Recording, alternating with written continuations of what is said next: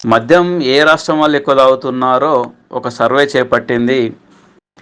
ఆ సర్వే ప్రకారం చూస్తే ఎన్ఎఫ్హెచ్ఎస్ నివేదిక తీసుకొచ్చింది. అందులో ఏమేమి ఉందో చూద్దాం.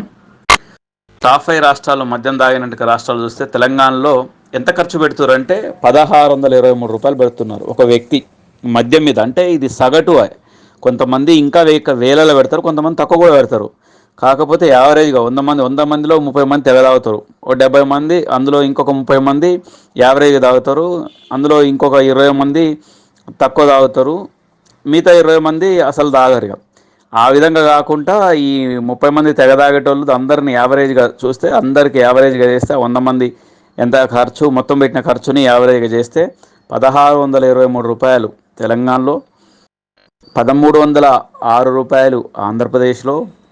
ఇక మన తర్వాత మన తెలుగు రాష్ట్రాల తర్వాత తెగదాగే రాష్ట్రాలు పంజాబ్ ఒకటి రూ. 1245, ఛత్తీస్గఢ్ రూ. 1227 తాగుతారు, ఒడిశా వాళ్ళు రూ. 1156 తాగుతారు. నెలకు ఈ విధంగా ఖర్చు పెడుతున్నారు, తెగ తాగుతున్నారు. ఏంది ఇది? ఏం తాగుడు ఇది? ఎక్కడ తాగుడు? ఏం కథ? ఏడాదికి ఇది, సారీ నెలకు కాదు, ఏడాదికి ఇది సర్వేలో ప్రస్తుతాలను ఏడాదిలో తెలంగాణలో ఒక్కొక్క మద్యం మీద సగటు చేస్తున్న ఖర్చు ఏడాదికి. అంటే ఈ విధంగా యావరేజ్గా తీసిరు అన్నట్టు. మరొక గమ్మత్తైన విషయం ఏంటంటే మద్యం తాగేట వాళ్ళు పురుషులే కాదు, మహిళలు కూడా దంచుతుర్రు. అందులో టాప్ 5 స్టేట్స్ చూస్తే, అంటే అరుణాచల్ ప్రదేశ్లో మొత్తం బాగా తాగుతురట. మహిళా జనాభా 24% మంది మహిళలు దంచుతారు అక్కడ. ఆ తర్వాత వచ్చేసి సిక్కిం, ఆ తర్వాత అస్సాం. ఈ మూడు ఇంచుమించు సరిహద్దు రాష్ట్రాలు. అక్కడ ఆ తర్వాత ఇక తెలంగాణ మూడో ప్లేస్లో ఉందనుకోరాదు. అరుణాచల్ ప్రదేశ్, సిక్కిం, అస్సాం తర్వాత తెలంగాణ టాప్ 3లో ఉంది. మనలు కూడా దంచుతారు అన్నట్టు. ఆ తర్వాత జార్ఖండ్ రాష్ట్రంలో మహిళలు బాగా తాగుతారు.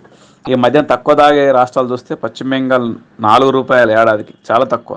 ఉత్తరప్రదేశ్ రూ. 43, దాంతోపాటు రాజస్థాన్ రూ. 140, త్రిపుర రూ. 145, మధ్యప్రదేశ్ 197. ఈ విధంగా మద్యం సీసాలు గుంజుడే తెగ తాగుతున్నారు. చూడాలి.